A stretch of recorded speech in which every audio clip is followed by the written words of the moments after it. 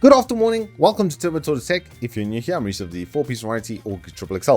And in this week's Turbo Tortoise tutorial, we are going to be showing you how to do a quick BIOS update. It's actually completed in a couple of very easy steps, but it helps if you know what those steps are, to be fair.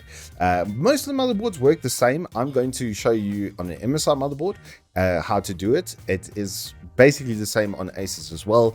And when we get to that selection in the BIOS, I'll tell you where to find it for the Asus as well, but everything else is basically exactly the same. So let's crack straight into it. The first thing you're going to need to do is prepare a flash drive appropriately. Most of the BIOSes can read 16 or 32 is just fine. A little bit bigger than that, like 64 is 128, I have had some issues, but in general, as long as you format them in FAT32, then they've worked pretty much flawlessly for me in doing that. So first thing you're going to do is format your flash drive appropriately. So I did use this one previously for Windows 11 installation. I'm just going to rename it to something short and easy like test, and then change over there to FAT32 and then click start in order to make sure that it's then formatted in the correct file system. That does mean that everything that's on that flash is then going to be deleted as well. Your next step, as I open Opera GX over here, is to go and download and install CPU-Z. So if you Google CPU-Z, you will then see CPU-Z or CPU-Z, depending if you're how American you're feeling today. Then you're going to see the following website, and then on the bottom left over there, you'll see the setup file for that. Just save it to your downloads and run it from there. Once CPU-Z is installed and you launch it, it will then scan all of your relevant components, including the mainboard, which is on the second tab over here. Then you can see at the top over there the exact model number that you're looking for. Most of the motherboard manufacturers are pretty good with this these days, so it should just be called like MAG B550M as it is there. And if you Google that now, then you'll be able to go to the relevant support page for your motherboard. Once you're on the support page and you're looking at this, then or an overview page like this, you'll see at the top it says over there support. If you then click on that, it'll take you to this page, and it should be kind of near the top, but there's usually a tab specifically for firmware and BIOS. Look for the latest one and download that file. Then it's going to be in a zip archive as well, so you're going to want to extract it and then copy that extracted folder onto your flash drive. You don't want to leave it in the zip, because if you do, then you're not going to be able to access it when you get into BIOS. Just in the root of the drive is perfectly fine. Once it is now on your drive, then you're going to reboot your system and access the BIOS. Once in your BIOS, you should be greeted by a screen that looks like this.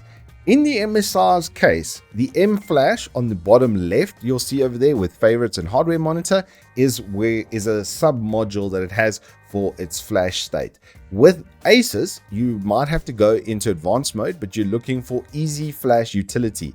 The Easy Flash Utility doesn't do a reboot into a secondary environment, but the MSI does. So when you click M flash, then it's going to prompt you and say, do you want to enter flash mode, as you'll see on your screen right now. And once you've clicked yes, you're going to see, oh, got a no signal because I'm obviously capturing from another PC, and then it's going to reboot into the flash facility. Once it's rebooted, you're going to be greeted by a screen like this that scans all of the attached storage, and you'll then be able to go into the directory and select the BIOS. When you do select the BIOS, you'll see it pops up on the bottom over there with the build date, the version number, and then the model name. So you must obviously make sure that those model names coincide, because that's the actual internal model name created by MSI for that specific motherboard. If everything over there looks good, you can double click on the file after that, and then it's going to launch the flashing procedure. When it does start this bar will take a couple of minutes to complete. It usually takes about 8 to 10 minutes depending on the motherboard, so don't stress, just make sure that you keep it connected to power, and yeah, that there's no load shedding schedule or random outages during this process, because if it does fail, then you're going to brick the motherboard. And finally, then when it does complete, it should automatically reboot the system once again. As you're going to see now, it will just show 100%, and then it's going to hit a reboot on me, and then it's going to boot directly into Windows. Now, when it boots into Windows, for those of us using TPM modules, you might have to do a new pin or a new password, this is completely normal and it's in line with the TPM requirements, because now you've changed the BIOS, the TPM key would have reset, and then Windows should just guide you through a general like reset up for your Windows password and then for your appropriate PIN. Then once you log in with your PIN, it's smooth sailing from there. You're just back into Windows. As you can see with the BIOS update, it popped up the automatic installer, and now I can go ahead and install my drivers and do all of the other updates that I need to do through the MSI Center or through ROG's Armory Crate.